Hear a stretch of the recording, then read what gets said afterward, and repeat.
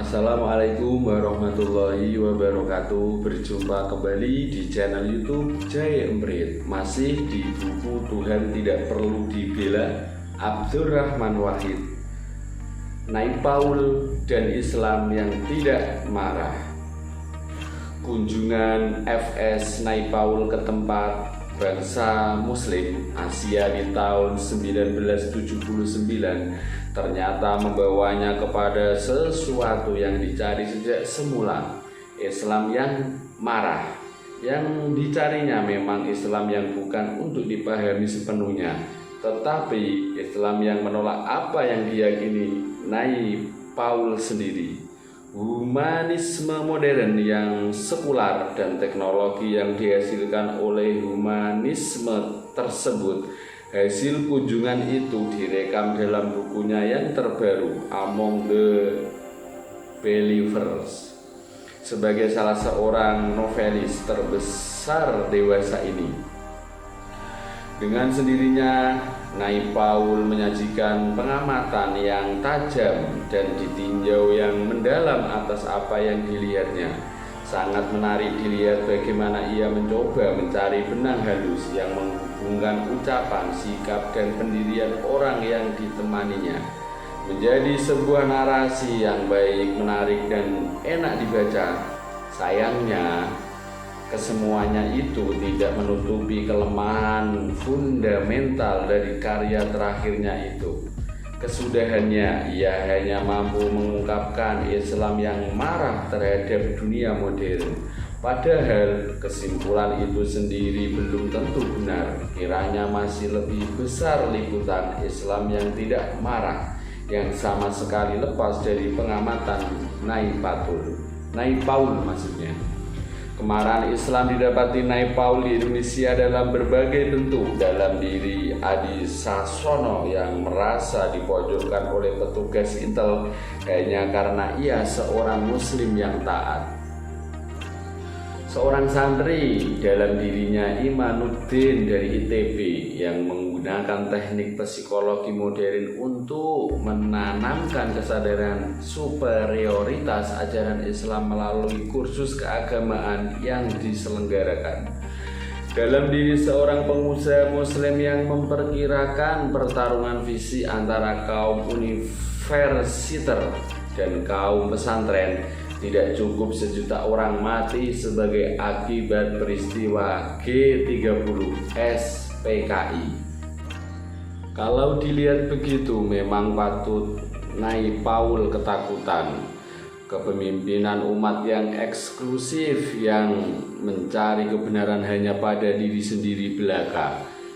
Intelektualitas yang tidak mau mencari terlebih jauh dari hanya sekedar merekonstruksikan ajaran formal agama, dan moralitas individu yang dicukupkan hanya pada meniru tingkah laku lahirnya Rasulullah belaka, adalah apa yang diamati Naib Paul sebagai manifestasi kesadaran kaum muslimin yang ditemuinya. Ia lalu menjadi skeptis dengan perkembangan Islam yang serba marah itu dan tidak melihat ada sesuatu yang baik yang dapat diambil. Sayangnya, kunjungan Naib Paul ke dunia pesantren tidak membuatnya memahami keadaan secara lebih baik. Padahal di sanalah ia akan mendapat sebuah kekuatan yang sedang tumbuh untuk menyajikan Islam yang tidak marah. Ironisnya, kunjungan yang dilakukannya itu justru ke pesantren Tebu Ireng Jombang yang Pabelan di Muntilan. Tempatnya bermulanya upaya tersebut. Apa yang ditangkapnya ternyata tidak mendalam dan tidak bersifat mendalam. Di Pabelan ia tidak melihat kreativitas dalam bentuk pendidikan yang mengutamakan integrasi antara penduduk desa dan warga pesantren. Ia hanya membuat komune di mana orang menolak teknologi dan membuat segala-galanya dengan tangan sendiri, katanya.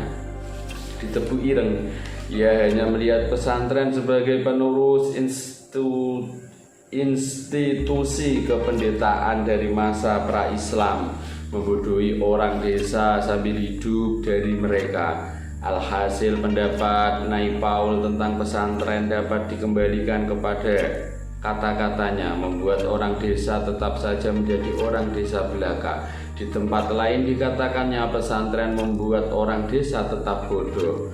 Inti dari masalah yang dirisaukan Nyai Paul adalah gagalnya orang Islam untuk menyajikan jawaban yang modern atas tantangan kehidupan masa kini.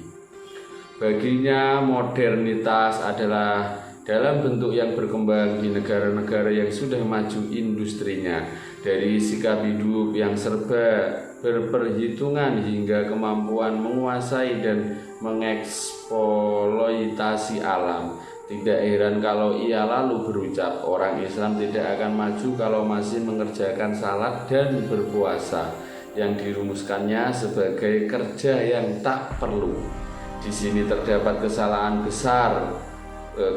mendasar dari Nyai Paul. Ia mengukur modernitas dari penolakan terhadap yang tradisional, mengukur kemajuan dari penghancuran keyakinan semula. Benarkah setajam itu pergulatan terjadi? Tidak. Mungkinkah lahir kesadaran akan perubahan total dalam pola kehidupan bermasyarakat? Justru dari ketaatan terhadap ajaran yang bersifat ritualistik.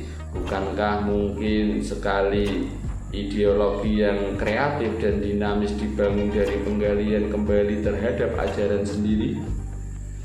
Kalau Nyai Paul menganggap pesantren yang mempertahankan bentuk-bentuk luar dari masa lampau akan ritus-ritus yang diwariskan dari generasi ke generasi penerus fungsi keagamaan pra-Islam di pedesaan kita, itu adalah haknya. Tetapi ia akan salah besar kalau menganggap pengamatannya itu sebagai satu-satunya kenyataan yang berkembang di Indonesia dewasa ini.